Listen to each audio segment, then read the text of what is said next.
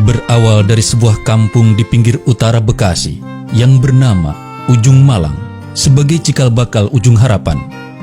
Sebuah daerah yang sejuk dan damai, keramah tamahan masyarakatnya terlihat jelas dari kehidupan sehari-hari penduduknya. Di antara sekian banyak penduduk yang tinggal di kampung tersebut, terdapat sebuah keluarga yang sangat harmonis, rukun, dan taat beragama. Dari keluarga inilah lahir seorang anak yang kelak akan menjadi seorang tokoh karismatik, seorang ulama yang juga sekaligus sebagai pejuang kemerdekaan.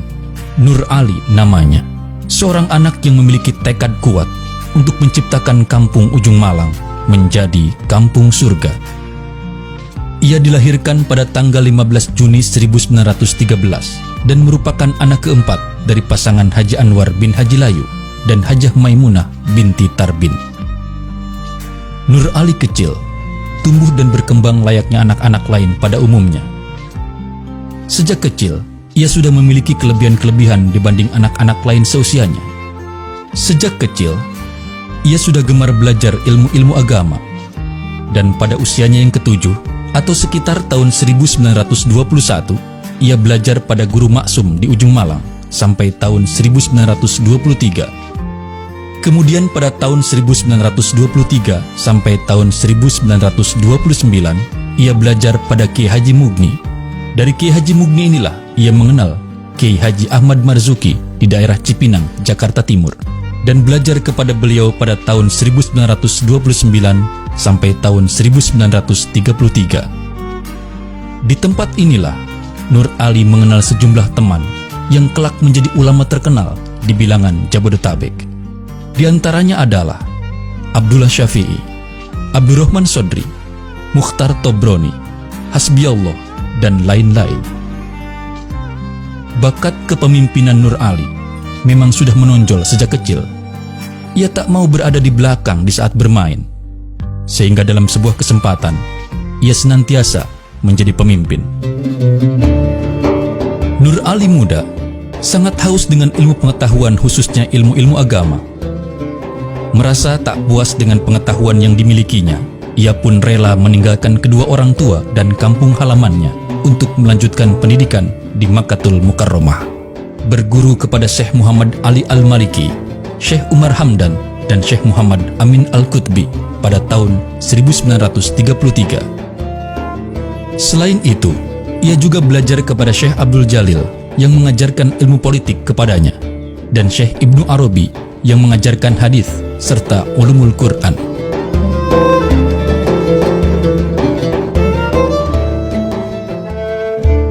Setelah cukup lama ia mereguk ilmu pengetahuan di tanah kelahiran Nabi Muhammad SAW itu, Nur Ali kembali ke kampung halamannya awal tahun 1940.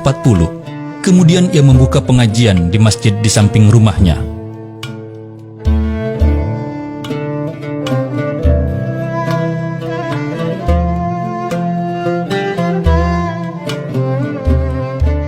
Pada April 1940, ia naik pelaminan dengan Siti Rohmah, putri Guru Mugni, yang tak lain dan tak bukan adalah guru mengajinya di Ujung Malang.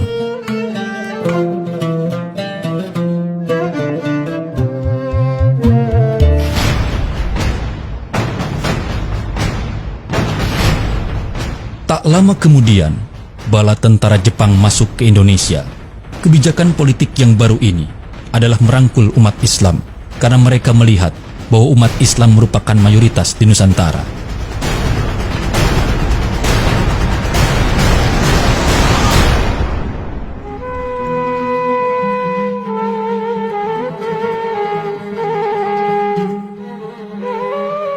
Kegiatan pesantren sempat terhenti waktu api revolusi berkobar. Namun usai perang melawan Belanda, pesantren ini didirikan kembali dengan nama Sekolah Rakyat Islam atau SRI Ujung Malang. Pada masa itu, penanganan sehari-hari SRI Ujung Malang dilakukan oleh Kiai Haji Abdul Mugni, Yakub Gani, Muhyiddin Anwar, Haji M. Arsyad, Haji Abdul Somad Murdani, Kiai Haji Zunaidi, dan Rohiman. Dalam waktu 2 tahun, SRI Ujung Malang tak mampu menampung jumlah murid yang terus membengkak. Maka para pengurus SRI Ujung Malang memindahkan kegiatan belajar dari rumah Yakub Gani ke masjid yang sekarang menjadi Masjid Al-Baqiyatus Shalihat pada tahun 1952.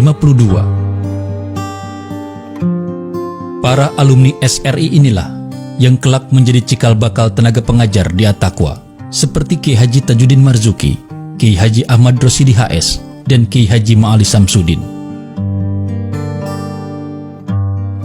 Kiai Haji Nur Ali mendirikan Organisasi Sosial Pembangunan Pemeliharaan dan Pertolongan Islam atau P3 Islam Ujung Malang.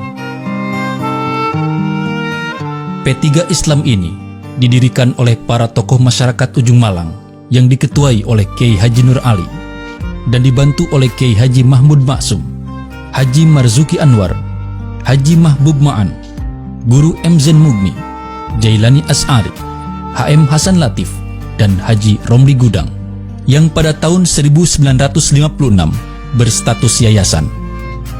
Tak ketinggalan, Kiai Haji Nur Ali memerintahkan Kiai Haji Abdurrahman untuk mendirikan pesantren Bahagia di Kampung 200. Selanjutnya, ia mendirikan Madrasah Tsanawiyah atau MTS dan Sekolah Persiapan Madrasah Menengah atau SPMM At-Taqwa. Sedangkan untuk pendidikan putri, pada tahun 1964 didirikan Madrasah Al-Baqiyatus Shalihat. Pada tahun 1986 terjadi perubahan dari Yayasan P3 Islam menjadi Yayasan At-Taqwa. Kemudian Kiai Haji Nur Ali melimpahkan tampuk kepemimpinan Yayasan At-Taqwa ini kepada anaknya, yakni Kiai Haji Muhammad Amin Nur. Namun beliau masih tetap mengajar sambil memberikan bimbingan. Imanun billah, satu ialah beriman pada Allah. Pokoknya beriman pada rukun iman yang 6 perkara itu termasuk pekerjaan yang paling apa? Sebab tanpa iman Islam tidak ada apa-apanya. Salat kita, puasa kita, ya, haji kita, zakat kita, tanpa iman itu nggak ada apa-apa. Baru ada maknanya pekerjaan Islam tadi kalau ada iman pokok. Itu yang lain. Tanpa Islam juga nggak ada apa-apa lagi. Orang umpama dia berjuang, berjihad, berjariah, bersedekah, tapi sholat mah kagak, puasa kagak, zakat kagak, haji kagak, itu pun tidak ada maknanya lagi. Akhirnya, ulama besar ini berpulang ke rahmatullah pada tanggal 5 Mei 1991 Masehi, bertepatan pada tanggal 25 Rajab 1412 Hijriah. Dengan meninggalkan beberapa orang anak yang kini berperan aktif dalam membantu perkembangan Yayasan At-Taqwa. Mereka adalah almarhumah Hajah Faridah Nur, Hajah Solihah Nur BA, Kiai Haji Muhammad Amin Nur MA, Hajah Atikoh Nur MA, Hajah Ulfah Nur SAG, Kiai Haji Nurul Anwar LC, Hajah Wardah Nur LC, Hajah Aisyah Nur, Hajah Abidah Nur LC, dan Hajah Mahmudah Nur LC. Kini, sang singa Karawang Bekasi itu telah tiada. Namun perkampungan surga yang dibangunnya masih berdiri tegak di Kampung Ujung Harapan, Bahagia, Bekasi. Semoga harapan dan kebahagiaan senantiasa terpancar dari pesantren ini untuk selamanya.